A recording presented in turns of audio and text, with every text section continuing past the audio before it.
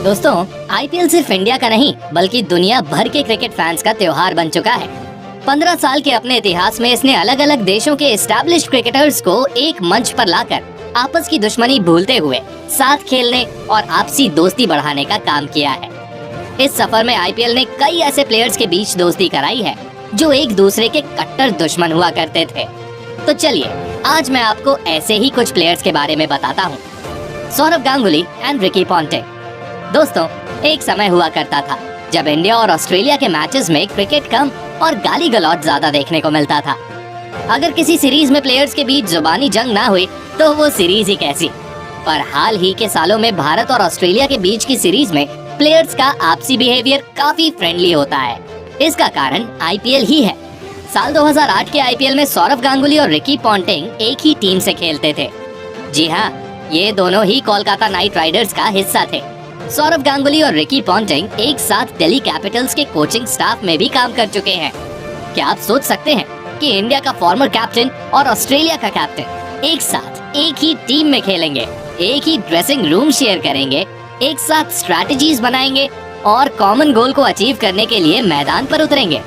सुनने में ही अनबिलीवेबल लग रहा है, पर आईपीएल ने ये सच करके दिखाया। यहाँ हमें ये नहीं भूलना चाहिए कि केकेआर में रावलपिंडी एक्सप्रेस शोएब अख्तर भी थे।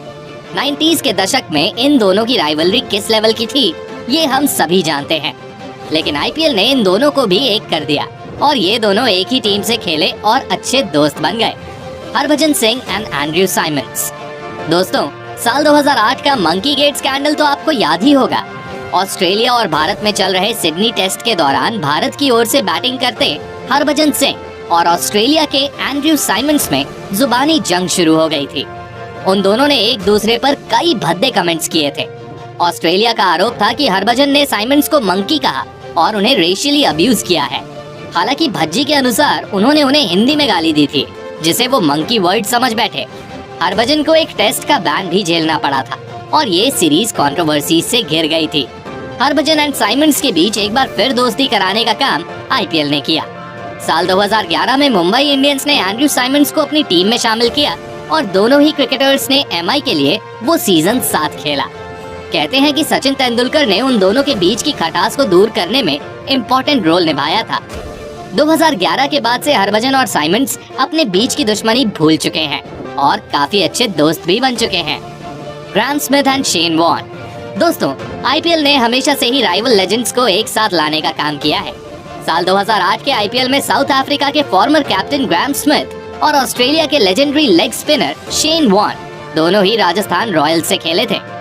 हम सभी जानते हैं कि इंटरनेशनल क्रिकेट में इन दोनों के बीच कड़ी राइवलरी थी, लेकिन राजस्थान रॉयल्स की ओर से ये दोनों एक साथ खेले और दोनों ने राजस्थान को आईपीएल 2008 का चैंपियन भी बनाया। हाल ही में शेन वॉटसन ने बताया था कि ग्राहम स्मिथ और शेन वॉर्न के बीच की राइवलरी राजस्थान में रहते हुए भी चला करती थी, पर आईपीएल ने इस राइवलरी को फ्रेंडली कर दिया था। वो एक दूसरे से बेहतर परफॉर्म करने की कोशिश किया करते थे और इसी कम्पेटिटिवनेस ने राजस्थान को आईपीएल जीतने में मदद भी की। दोस्तों, आईपीएल में हम सचिन तेंदुलकर और सनत जयसूर्या को एक साथ मुंबई इंडियंस के लिए ओपनिंग करते देख चुके हैं। मुंबई ने सचिन और रिकी पॉन्टिंग को भी एक टीम में लाने का काम किया है और अगले साल हमें जसप्रीत बुमराह और जोफ्रा आर्चर भी एक टीम से खेलते नजर आने वाले हैं। Jos Buttler and Ravichandran Ashwin. दोस्तों, साल 2019 के आईपीएल में कुछ ऐसा हुआ था जिसमें पूरे क्रिकेटिंग वर्ल्ड को दो हिस्सों में बांटने का काम किया था। राजस्थान रॉयल्स और किंग्स 11 पंजाब के बीच चल रहे मैच के दौरान रविचंद्रन अश्विन ने नॉन स्ट्राइकर्स एंड पर खड़े जॉस बटलर को मानकर कर दिया था। जब अंपायर ने अश्विन से पूछा कि क्या वो अपनी अपील वापस लेना चाहते हैं तो अश्विन ने इससे साफ इनकार कर दिया। अश्विन का कहना था कि बटलर बार बार लगातार उनके बॉल फेंकने से पहले क्रीज से काफी आगे बढ़ रहे थे। इसके बाद हमें बटलर और अश्विन के बीच की जुबानी जंग भी देखने को मिली थी और बटलर के इस विकेट ने मैच का रुख भी पलट दिया था। इस इंसिडेंट के कारण अश्विन को दुनिया भर में काफी क्रिटिसाइज किया गया था और दुनिया भर के क्रिकेट पंडित ने रूल्स बुक खोल ली थी। पर साल 2022 में राजस्थान रॉयल्स ने इन दोनों प्लेयर्स के बीच की दुश्मनी को खत्म करने का काम किया। राजस्थान की टीम बटलर को पहले ही रिटेन कर चुकी थी। उन्होंने आईपीएल ऑक्शन में रविचंद्रन अश्विन को भी अपनी टीम में शामिल कर लिया। अब ये दोनों प्लेयर्स मिलकर राजस्थान रॉयल्स को विनर बनाने के लिए साथ खेल रहे हैं। और अपने बीच के डिफरेंसेस भूल चुके हैं। दीपक हुड्डा एंड कृणाल पांड्या। दोस्तों, साल 2021 की सैयद मुश्ताक अली ट्रॉफी के लिए कृणाल पांड्या को बड़ौदा का कैप्टन अपॉइंट किया गया था। टीम के एक और प्लेयर दीपक हुड्डा ने कृणाल पर आरोप लगाए कि कृणाल ने अपनी कैप्टनसी का फायदा उठाते हुए उनके साथ बुरा बिहेव किया है। हुड्डा का कहना था कि कृणाल ने उन्हें टीममेट्स के साथ बुरी गालियां दी और टूर्नामेंट में भाग लेने आए दूसरे प्लेयर्स के सामने भी बुरा भला कहा। उन्होंने बताया कि जब वो मैदान पर अगले मैच के लिए प्रैक्टिस कर रहे थे तो कृणाल पांड्या ने आकर उन्हें प्रैक्टिस करने से रोक दिया। जब हुड्डा ने कहा कि वो कोच की परमिशन से प्रैक्टिस कर रहे हैं तो कृणाल ने कहा कि वो इस टीम के कैप्टन हैं और हर फैसला वही लेंगे। हुड्डा का आरोप था कि कृणाल ने उन्हें बड़ौदा की टीम में ना खिलाने की धमकी भी दी थी। इस डिप्रेसिंग माहौल के कारण दीपक हुड्डा ने बीच सीजन में बड़ौदा को छोड़ दिया था, पर साल 2022 के आईपीएल ने इस दुश्मनी का भी अंत कर दिया। आईपीएल की दो नई टीम्स में से एक लखनऊ सुपर जायंट्स ने आईपीएल ऑक्शन में कृणाल पांड्या और दीपक हुड्डा दोनों को ही खरीद लिया। अब हम इन दोनों को लखनऊ की जीत के लिए एक साथ खेलते और सेलिब्रेट करते देख रहे हैं।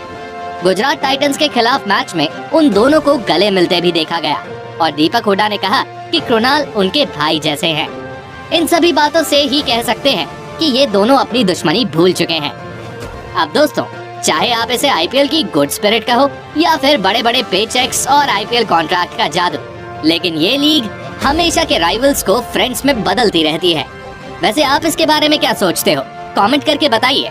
वीडियो को लाइक एंड शेयर कर दीजिए और चैनल को सब्सक्राइब जरूर कर देना। धन्यवाद।